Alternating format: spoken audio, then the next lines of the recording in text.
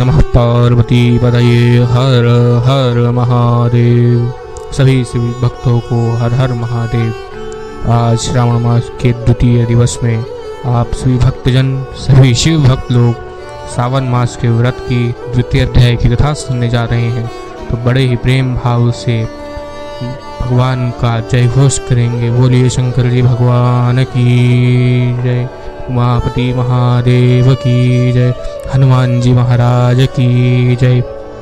एकाग्रचित्त होकर भगवान शिव पवित्र श्रावण मास के तीसरे अध्याय की कथा सुनेंगे। दूसरा अध्याय, श्रावण मास के विहित कृत्य। ईश्वर भगवान शिव शंकर महादेव कहते हैं, हे महाभाग, आपने उचित बात कही है। हे ब्रह्मपुत्र, आप विनम्र, गुणी, श्रद्धालु तथा भक्ति संपन्न श्रोता हैं। हे अनग, आपने श्रावण मास के विषय में विनम्रता पूर्वक जो पूछा है उसे तथा जो नहीं भी पूछा है उसे सब अत्यंत हर्ष तथा प्रेम के साथ मैं आपको बताऊंगा।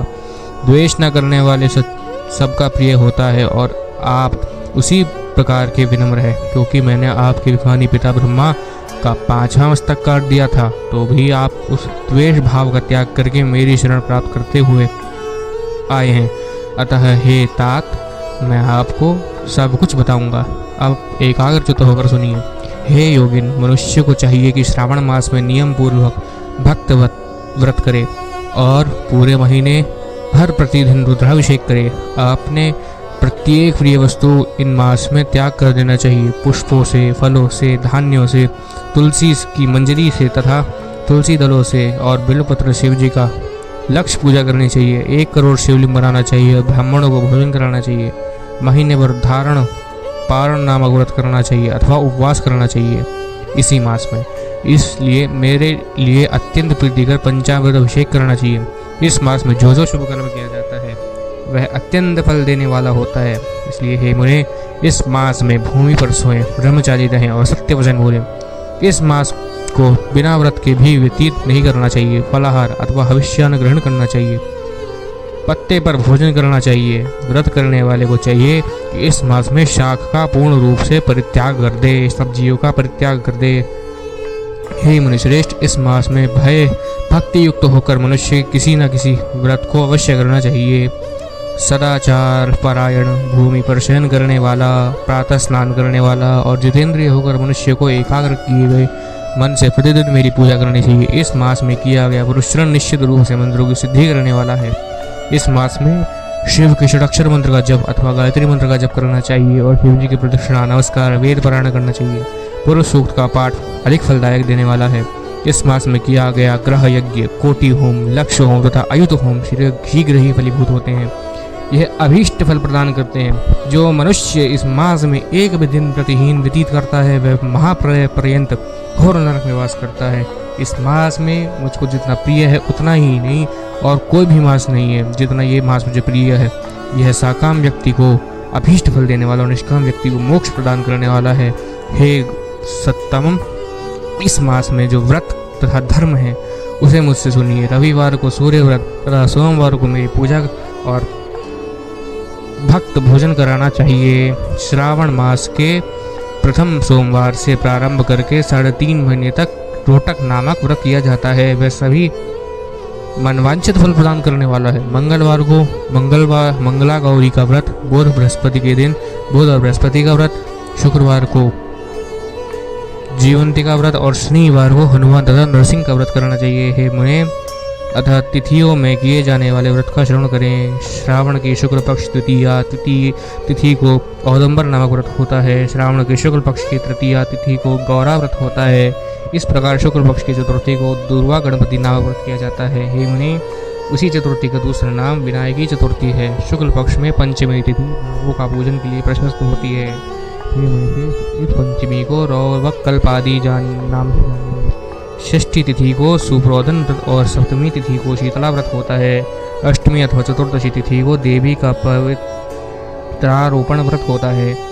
इस मास के शुक्ल तथा कृष्ण पक्ष की दोनों नवमी तिथियों को नक्त व्रत करना चाहिए। शुक्ल पक्ष की दशमी तिथि को आशा नामक व्रत होता है। इस मास में दोनों पक्षों में एकादशी तिथियों को व्रत वस्तु कुछ और विशेषता मानी गई है। श्रावण मास की शुक्ल पक्ष की द्वादशी तिथि को श्री विष्णु का पवित्र उपारण व्रत किया जाता है। इस द्वादशी तिथि में भगवान श्रीधर की पूजा करने से मनुष्य परम गति को प्राप्त करता है।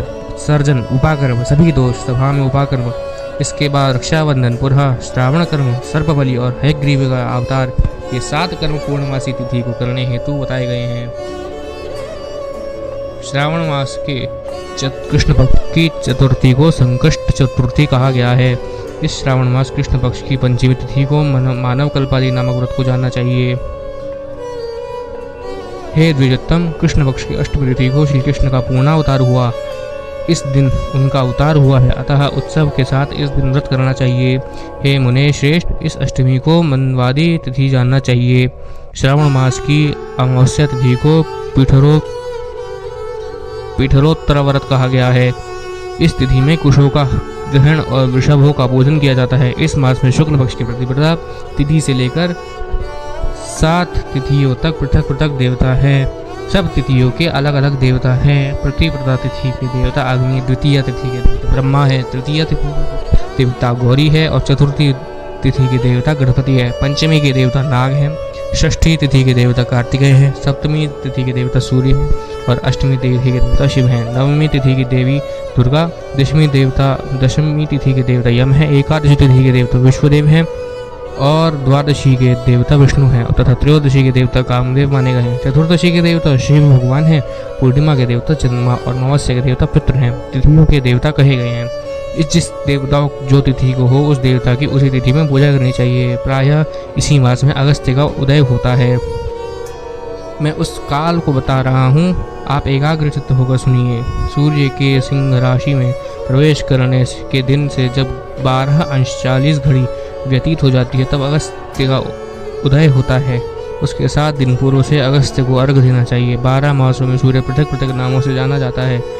उनमें से श्रवण मास में जो सूर्य गर्भस्थ नाम वाला होकर तपता है, इस मास में मनुष्यों को भक्ति संपन्न होकर सूर्य की पूजा करनी चाहिए। हे सप्तमा, 4 मास में जो वस्तुएं वर्जित हैं उन्हें सुनिए।